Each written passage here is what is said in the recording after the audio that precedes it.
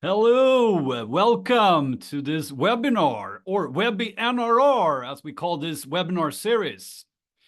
Warm welcome, and we are now live here from Stockholm, Sweden. I'm Johan Nilsson, and I'm going to be your host today to take you through this WebiNRR.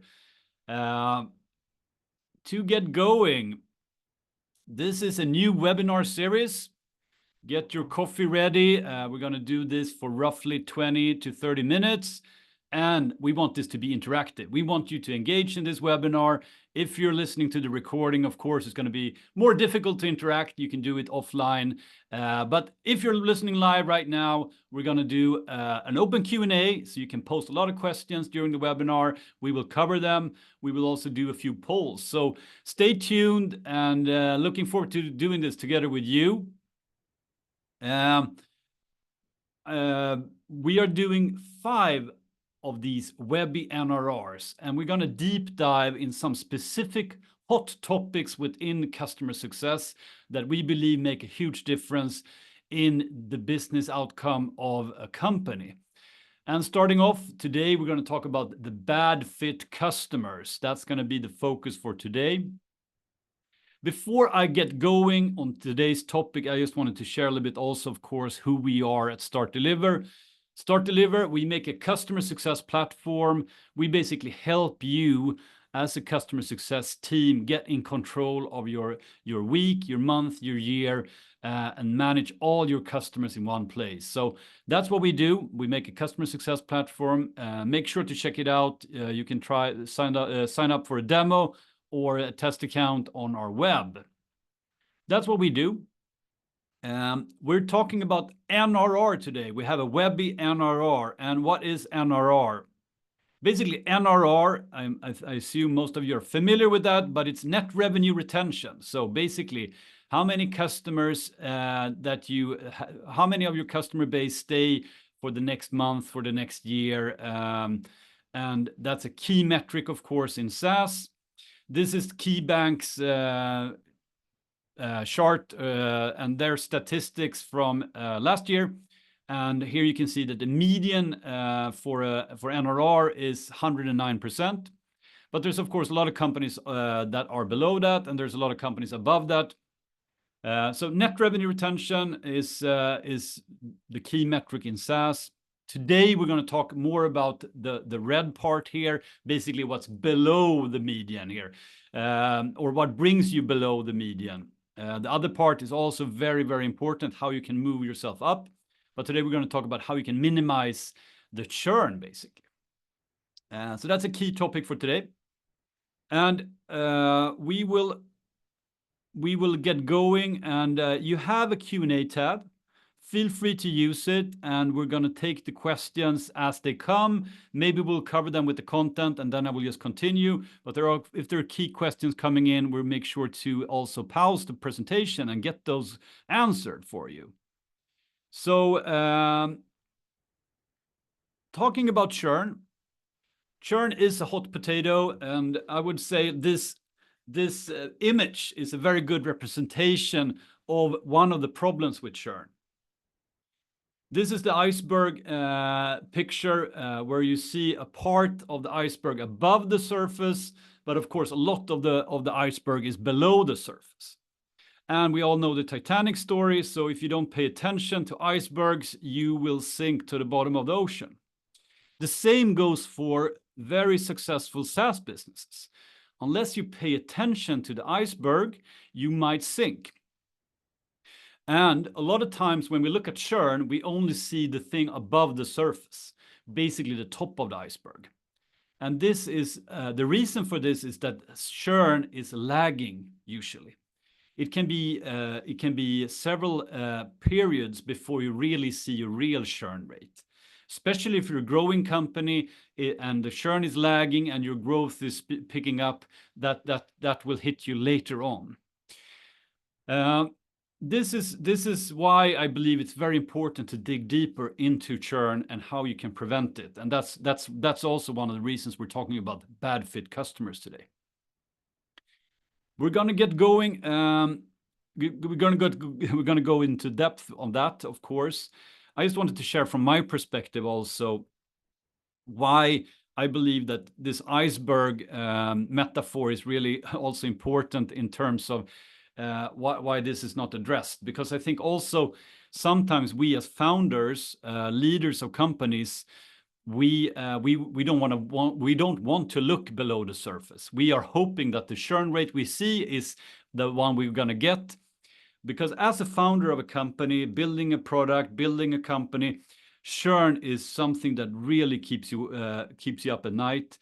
It's you can even get physically sick when you think about all the time you spend building the product, all the time you spent getting new customers in, and then you basically churn out on you, they leave you.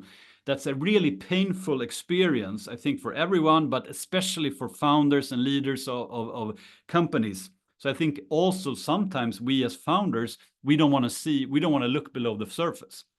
So one thing we're going to help you with today is help you also communicate to your leadership team, to your founders, why we need to address if we have problems with bad fit customers. And I think we got a question here, so I'm going to take it straight away. Where can I find calculations on the lagging churn to show in my org? Yes, great question. Of course, you need to have a system for that. You need to measure this. You can do that with Startdeliver. You can do that with other tools. Of course, you can use a spreadsheet. The thing here is that why it's lagging is because if you have a 12-month contract with your customers, they sign up for the first year. Maybe they don't even churn the first year, but they churn the second year. So it's going to be 2 years before you know that specific customer churned. And then there is like a lagging indicator, basically. So the sale was today, 2 years down the road, we will know if they churned or not. So that's one part of the issue with lagging. But what you can do and what can make this much more interesting is to look at predictive indicators of churn. And that's something you can do in Startdeliver. You can start looking at health metrics. Are they using our platform? Are they hitting their goals? Are they becoming successful? And if they're doing that, they are most likely going to renew with us. If they're not doing that, they most likely are going to churn. Great question, and keep them coming. Moving on. We're focusing on one root cause to churn. I want to mention the other ones, and we might come back to them in later WebiNRRs. These are the 5 we talk about at Impact Academy. These are the 5 we talk about at Startdeliver. Bad fit customers, we're going to get into that today. A few others worth mentioning. If you have a broken product in any way, that could also be a root cause to churn. So you might have the great fit customers, but there's some parts of the product is not working, and that's why they churn on you. Number 3 here is that they wanted a different experience, and we gave them an inappropriate experience. They were looking to get a lot of help, and we did not provide that. We didn't give them the experience they were looking for, basically. Number 4 here, we don't know what success is. So basically, we bring them in, but we haven't understood what they're trying to achieve. That's basically us not doing our customer success work. Number 5 here is also that we don't have a real process for it. We just hope things will work out, and we are not in control, basically. So 3, 4, and 5 are very much in the control of the customer success team, whereas if we talk about the number 1 and number 2 here, that's involving the whole company. And today we're going to talk about the bad fit customers, and we're going to talk about how that affects the company, and also, more importantly, how can we fix that? Before I move on now, we're going to do a poll here. So stay tuned, and let's see what you think is the obvious reason that we have bad fit customers. Obvious sign, I should say, that we have bad fit customers. So let's see what the poll says here. We're getting a lot of answers here. I think it's 2 that are in the lead here. We constantly asking for features we don't have is leading. Slow to onboard, even slower to adopt is number 2. Always calling support but never using the product is number 3. There's of course more things. I mean, everybody who's been in customer success and been working with these type of bad fit customers, you will have had some of these experiences, right? Asking for features that we don't have, not using like the standard features, the ones that we have, that most of our customers use all the time. They don't want to use, they don't understand them, right? They're asking for other things. That's a very clear signal we have a bad fit customer, right? Slow to onboard, I would say. If you have a really hard onboarding process with a customer, that's typically a sign that we are dealing with a bad fit customer. Calling support, never using the product, draining us. Usually the bad fit customers, they require a lot of resources from us. So that's also a typical sign that we're not getting we're not doing we don't have a good fit customer, basically. So there are a lot of signs, and I would say that if you've been working with a bad fit customer trying to get them going, you have felt this firsthand, how hard it is. But I would, knowing this, why do we still sign bad fit customers? There's a great question. I'm going to get to that. Why do we still sign them, right? I think everybody recognizes how hard it is to work with bad fit customers. They drain you on resources. They never adopt the platform. Eventually, they most likely churn out. So why do we still sign them? And I think this is something that if you haven't been in sales, or if you haven't been on that side, it's good to know these things. That sales is quite hard. They have pressure to hit targets, and if they have a customer that's basically saying, yeah, we are ready to sign, we are ready to sign an agreement, we are ready to pay for this, they are very much it's gonna be hard to say no. So even if we know this and communicate this, there's still gonna be temptations here to sign up bad fit customers. We're going to try to change that today, but I think it's important for us in customer success to have an understanding that sales is tough. They have targets, they have to hit quotas, they need to sign deals, and that puts a lot of pressure to even sign these customers that they probably in their gut know will not be a great fit. Also, the problem will not happen immediately, most likely. The problem with the bad fit customer shows later on, as we all know. So these are a few things to keep in mind why we still sign these bad fit customers. I got a great question here. When do you know it's time to let go of a bad fit customer? We're going to go through some success potential criteria, and if they don't have success potential, we should basically let go of them. And meaning let go of them is not to terminate the contract, of course. Let go of them is basically saying we will not prioritize this cohort of customers. So the answer here is we have customers that maybe are not the perfect fit. We have customers that maybe are bad fit. We need to know which ones they are, and we need to also understand that and inform our leadership team of these different cohorts, and then also put up a game plan. How much time should we spend on these cohorts that are bad fit or close to bad fit, and what is a reasonable churn rate we expect on them? So I think that's the way to look at bad fit customers. And of course, if you have customers that are completely bad and draining you and so on, you might even want to terminate the contract. But that's not so common, but it can happen.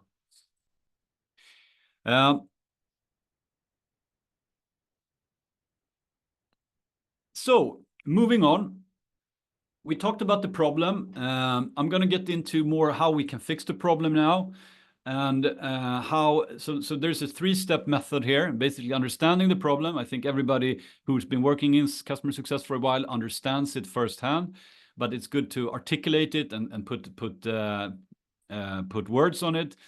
Part 2, now we're going to talk about success potential. So basically, how can we avoid signing up more bad fit customers as we go along? Number 3 here is also, how do we get the leadership team behind us for this? And first of all, I want to introduce this concept, success potential. It's a concept we work with at Impact Academy. It's coined by Lincoln Murphy. I think it's a great way to make this less subjective and more objective, and to get a common framework to work with internally, both within the customer success team, but even more importantly, with sales, with marketing, with the leadership team. So everybody in the company is on the same page when it comes to what does it mean, good fit or bad fit customer. So I'm going to walk you through this. We're talking about technical fit, we're talking about functional fit, we're talking about resource fit, competence fit, and experience fit.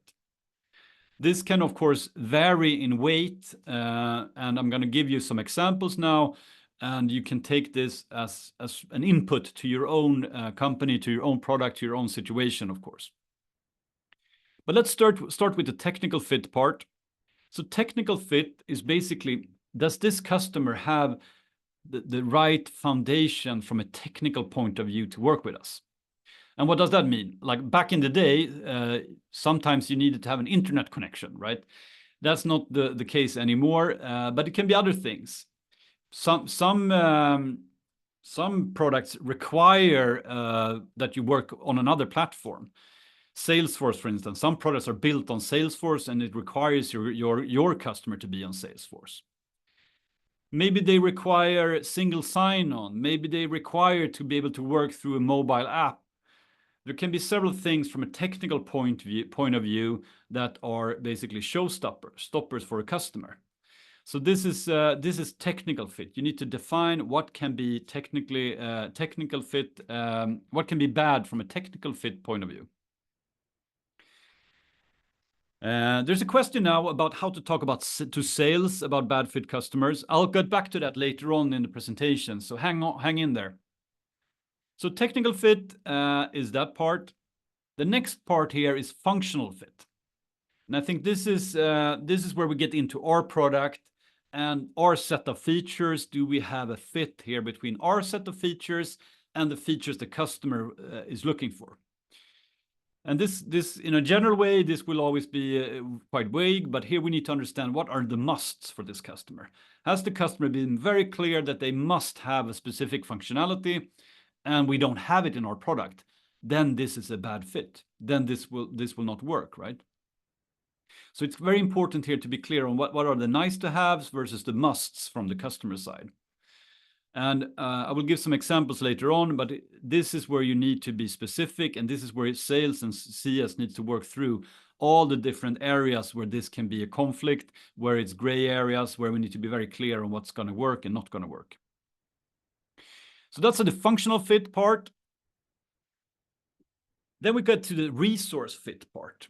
And resource meaning basically, do they have the funds? Do they have the financials to buy our product, maybe buy the services for a product? And also, do they have the resources internally on their side to work with us to become successful with our tool? And sometimes you know this, that sometimes the sales has been negotiating hard. They have pushed the price down to the bottom level. They don't want to pay for onboarding. They have no person on the other side that's willing to set the product up. That's typically a bad fit customer. So we need to realize that they need to have this level of resources for us to be successful with them. Very important, very critical part of the this is common that you have bad fit customers in this lacking resources, basically. Next, we have competence fit. This is really interesting as well. Do this customer have the expertise needed to run our product? Do they know what to do, basically? Or maybe they're willing to invest some time, again, resources, to learn to use our product. So this could be that maybe they functionally know what to do, they can log in, but they don't have the competence to really excel with our product. So this is very important to understand, that they need also to be competent in running our product. Otherwise, that won't work, right? They won't achieve anything with this if they don't have the competence as well. I will show an example later on how this can, some common mistakes here. Next, we have the experience fit. And this is about how one part is our actual product, but the experience part is everything around it, the company, the interactions, how we are, everything, how we interact with the customer. And think of this like a gym, or from a personal, in your personal life. Like if you go to a gym, you might have very different, you might look for a very different experience versus your best friend or your wife or your husband. Some of us, we want just to be at a gym that has all the functionality, that we can do everything ourselves. Some of us want to go to a gym to have full service, have a personal trainer. Some of us want to go to a gym where you have a vibe, where you can chill and hang out. And some of us, run in the forest. Some of us lift weights at home. Working out, you can have a lot of different experiences that you're looking for, basically. And we need to make sure that the customer we sign up here is that we can match them on the experience they're looking for, the appropriate experience for them. If you're looking for a super self-serve, fully equipped, low-cost gym, and we offer a personal trainer experience, then they could be a bad fit, right? So that's an easy example to reference. In the B2B SaaS world where you might be working, it might be different things to look for here. And also there can be that we have cohorts of customers looking for different experiences that we still can cater for. So experience is an important part of the fit as well.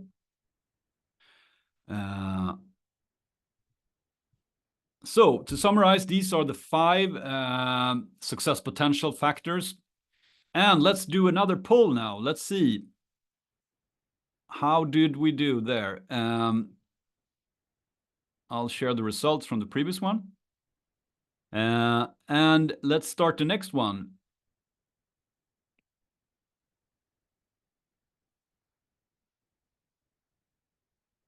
All right. Let's see if this works. No, not working. This is the problem with live, you never know how this is going to work. That was the result. Now we can go. Here we go. All right. From your point of view, which fit do you struggle with most at your company? Which of these 5 are the most common struggle at your company?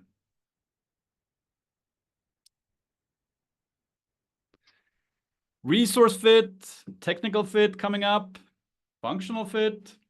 Interesting. This is super interesting. All right. Competence as well is common here.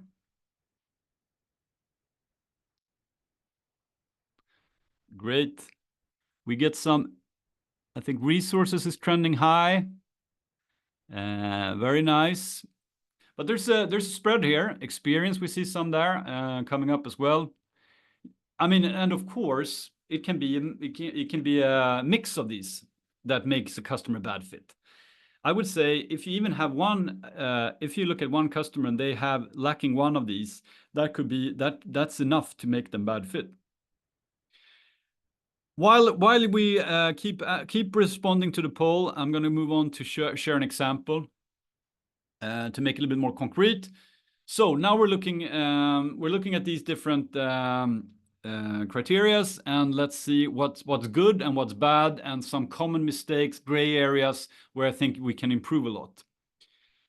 And we got a question coming in here as well. I'll answer that shortly, but let's start here. I'm going to use a CRM product as an example. A good technical fit, like if we talk about good fit here as well. So this customer, they need an ERP integration, and we have it, right? Perfect. That's a great way of setting up the customer for success with us. of course, the opposite here is that is bad, right? The opposite here is that we're missing it, right? And maybe that's we should define these integrations we have. If they're looking for this type of integration and we don't have it, maybe that's enough to make them disqualify them and make them bad fit. Of course, what could be a really devastating thing here is that we promise this, but we don't have it. I think everybody in customer success has probably been into a situation like this, where something has been promised that they were expecting, and then it wasn't. We didn't have it, and that's of course a great way to set us up for failing with a customer. So technical fit example there, a functional fit. Usually, when you see the demo really working well for a customer, they like everything in the demo. I think that's usually that's a typical indicator that we have a good fit customer. A bad fit customer, from a functional point of view, maybe they need, if we take the CRM product, they need really complex relationship management. They want to map out customers in many complex ways, and we don't have that feature. And they talked about that in the sales process. And if we sign that customer, right, we will set them up for failure. They're going to be bad fit. They're going to complain about that. They're not going to make it work for us. And a common mistake here is that we avoid specifics, because that's usually the main reason we sign a customer that's bad fit, is that we haven't dig deeper into the request there. They asked us about relations, and we said we had it, but we didn't really understand what they were looking for. So that's a key part on getting the functional fit to work. Resource fit, a good customer here, they can, of course, they will negotiate. Every customer will negotiate, but they don't have a problem investing in the subscription fee. They don't have a problem buying onboarding. They have their own dedicated resources to set things up. Perfect, right? We are in good shape here. Very common situation from a bad fit. They have no one internally that can fix that can do this. Maybe they paid for the subscription, maybe they challenged the onboarding fee, and then they don't have someone internally to set things up. This is very common, and I would say the mistake here is that we believe our ICP is maybe a smaller type of customer than we actually we should go for. We're trying to sign up smaller customers than we actually is a good fit for us. It's very common, and that type of thing, maybe they will grow into a fit eventually, but that could be a potential problem that we are signing up too small customers. Great question here. I will take it because it's very relevant to where we are right now. What about customers who are not bad fit themselves, but they are part of a bigger group, and the group suddenly forces them to use a competitor's software? What would be the best approach to retain them in such a case? That's a great question, and quite common as well. And we have to realize here that they are basically part of that bigger group. So maybe they are not ideal. They don't fit our ICP really. And I would say that's a common churn reason, is that some of our customers get acquired and they become part of a bigger thing, and that bigger thing would never be a customer we would sell to in the first part.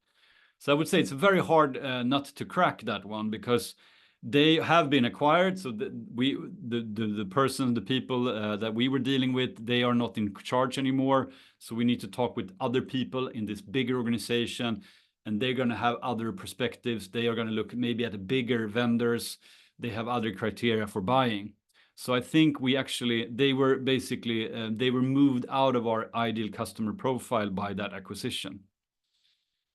Hate it when it happens, but I think that's hard to change.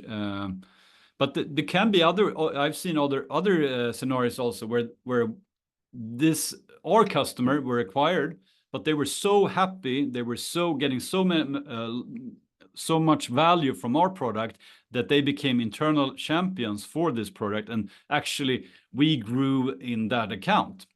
So it's not a dead end, but it can be hard to turn things around.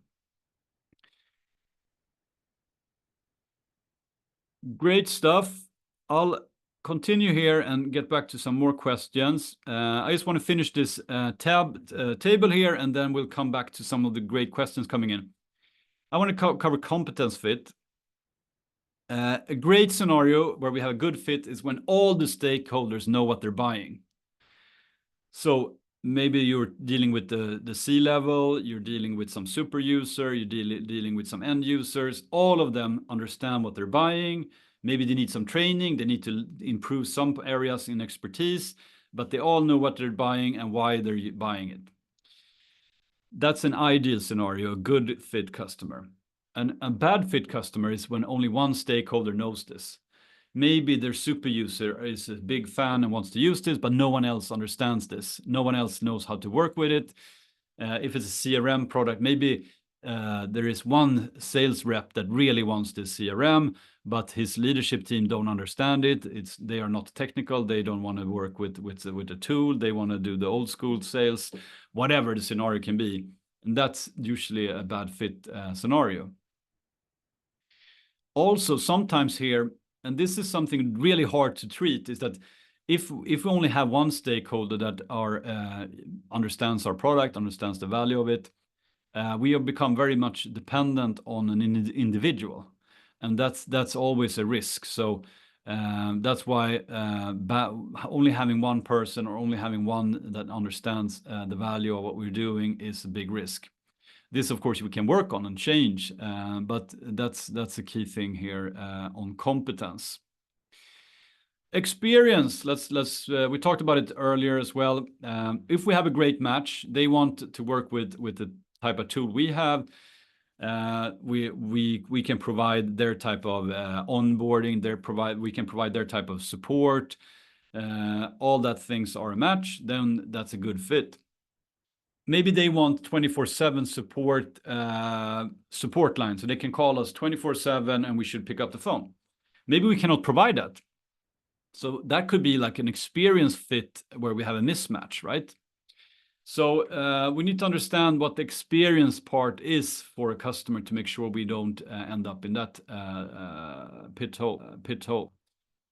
I mentioned it earlier, but experience can differ within our customer base. And that's actually a great way to segment customers.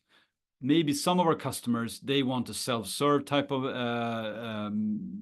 experience. Some of our customers want more of a wide glove. Some of our customers are looking for a lot of in-app guides. Some of our customers want more of live trainings. There's all these sort of different experiences that within our customer base. So still a fit, but we can differentiate and we can segment there. And that's a great way to, if we're struggling to reach a customer, they're ghosting us, they're not talking to us. Usually it comes down to experience. They're looking for a different experience than the one we're trying to provide them. So that's a tip here to improve on the experience fit here. Let's get in some questions we got here. Sometimes we see many feature requests for features we don't want to build. We then throw resources on that to save the situation, just to later understand that they actually do not possess the competence needed.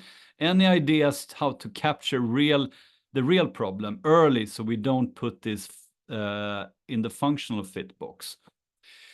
Great question. So yeah, that's why it's really key to understand these different criteria so we can actually put the different bad fit customers into the right box here.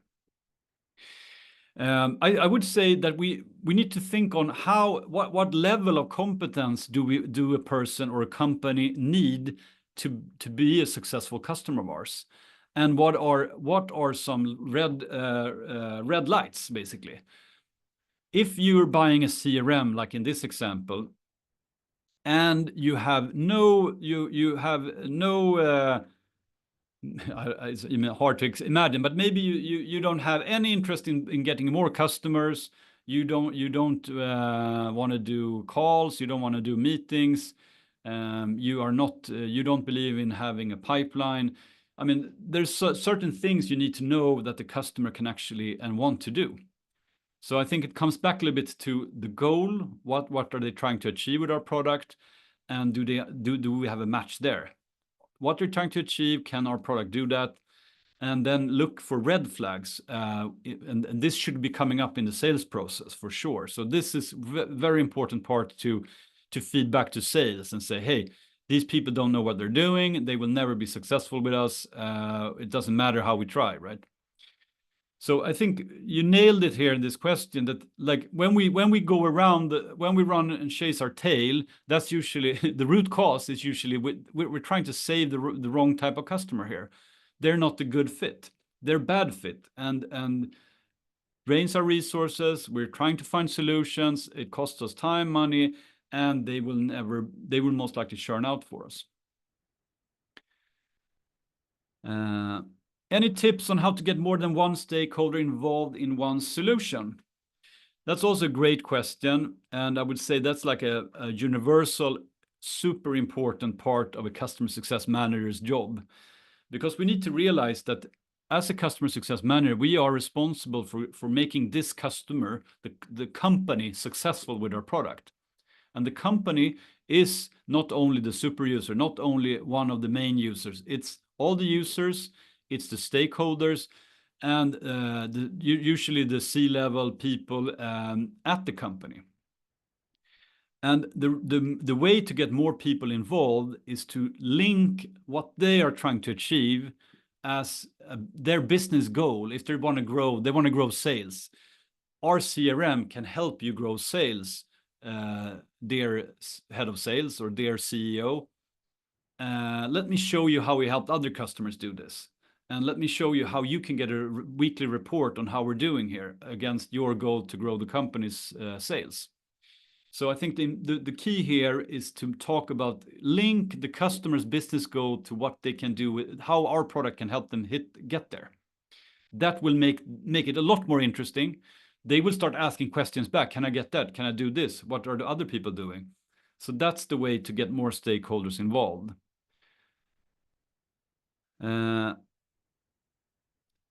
Another question, what if the sales demo, the customer is functional fit, but then in the onboarding phase, it turns out the function in the details don't fit after all? Yes. That's a great question. And if this happens a lot, I would say we need to probably front load some of these things. If a lot of times this type of customer buys our product without checking a key functionality that they really need to be successful, and we should prompt that early in the sales process, so we don't end up there. So this, I would say, if it comes up a lot, if it's a rare thing, the off and on, sometimes customers you will be surprised how fast some customers sign up for something they don't really understand. So maybe they have a competence fit problem there. But so I would say if it comes up a lot, then we should definitely make sales aware of this. Hey, if they talk anything about this specific thing here, you need to ask these 5 questions to verify that they are actually fit for us. Otherwise, we should leave them alone and move on to the next one. And from sales point of view, if that comes up early, it's easier for them to let go, rather than if it comes up the last week before they need to sign the deal, right? So the more we can feed that back to sales and tell them how this will affect us later on, then we will get them more engaged in fixing this. Great stuff. Great questions. We're a little bit over time, but there are so many great things going on, so let's continue. Moving into the last part of how we fix this with bad fit customers. And we need to get the leadership team behind us here. We've been talking about a few things, but also here I would like to hear your take on this. So we do another poll here. And the question here in the poll is, why do you think leadership still say, let sales sign bad fit customers? What's your take here? So we have 4 alternatives. Pressure to hit aggressive sales targets. Yes, I mentioned sales. That's sales definitely want to sign all the customers they can because they have a target. Short-term revenue over long-term gains is a common one here as well. Believe that the customer will eventually fit in. Good one. And to be honest as well, as founders, sometimes we don't know how the ICP will develop. Especially if you're building a product, maybe you're adding a lot of new features and you're trying new segments of the market. So there might be also some part of this bad fit will actually be part of also learning where our ICP actually is. So especially in the early days of a company, you might find out that you probably won't avoid some of these bad fit customers. The key today, and what we're going to talk about today, is how we, in a structured way, move away from the things we know it's not going to work, right? So pressure to hit aggressive sales targets is number one right now. Short-term revenue over long-term gains is number two. Those are very close to each other, so I would almost the same. But the key here now, sometimes I've been doing this myself in my previous work, is that when you work with the bad fit customers and you're basically working day and night trying to make them successful and nothing you do works, they just complain and they hate the product, they hate everything you do. It's easy for us to whine and really complain and just be really negative. Maybe you go to the sales guy and complain to him or her. And that's not usually a good way to make a change internally. How you make a change and how you get the attention of the leadership team here is to really put more of data behind this. If you can start using these success criteria or adopt the ones I showed you to your world, and you can start showing how bad fit customers actually have low NPS. They are detractors. They will complain. They will talk negatively about us to other customers. That will definitely get the attention of your CEO or your founder. And if you can show that NPS on your cohort of customers that are good fit, they are promoters. They're giving you high NPS scores. They want to be references. They want to talk good about you. That's going to be very interesting for a CEO or a founder to listen to. Also, if you show them that when we try to onboard customers with bad fit, one or two of these bad fit criteria, it takes us 40 hours. But when we do it on a good fit customer, it only takes 6 hours to onboard a customer. Everybody understands that we have limited resources as a company. And if we can onboard maybe 4 or 5 customers for the same as a bad fit customer, that puts all of a sudden a whole new perspective on why this is so important. If you can show also like a good fit customer, they will expand year one.